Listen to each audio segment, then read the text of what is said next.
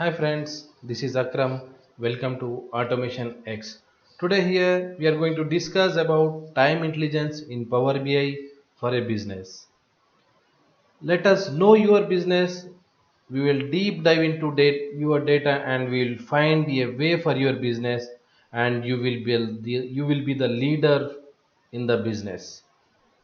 So here we are going to discuss how we are doing the business, how we are going to use the time intelligence in Power BI. Let us see here.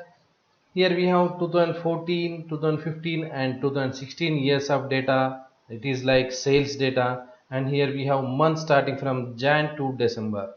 And you can see here, you can find the total profits, you can find the sales by dates, you can find the sales by month to date, sales by year to date, sales by quarter to date. Like these reports we are going to build in Power BI so that you can analyze your business and you will find a better way for your business.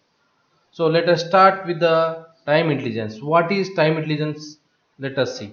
Time is an asset for business just like resources, materials and money. Businesses use cumulative time based calculations like year to date, month to date, quarter to date. We can call it as MTDs, YTDs, QTDs. They are helpful metrics to analyze trends or compare sales and financial performances. Though time related calculations are not complicated, they can be tedious. Here's a question to business analysts, guys. How much time do you spend preparing Excel based dashboards to analyze the business? Do you have the answer? No, the answer is pretty unsatisfactory, isn't it? For this, we have the solution, that is Power BI.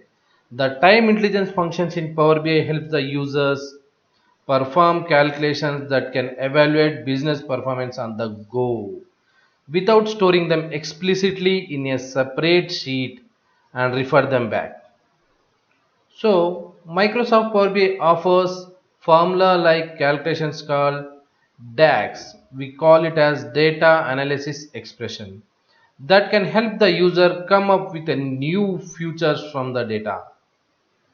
Time intelligence functions are go-to expressions for a Power BI developer to measure patterns in the business metrics over time.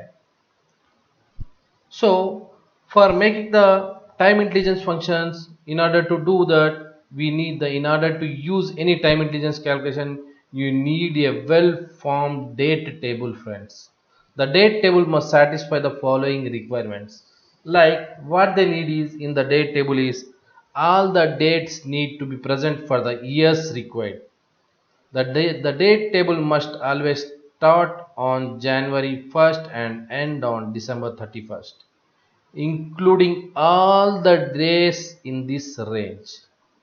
If suppose if the fiscal year is like 2020 July 1st, then the date table must include all the days from the July 1st 2020 to June 30 2021.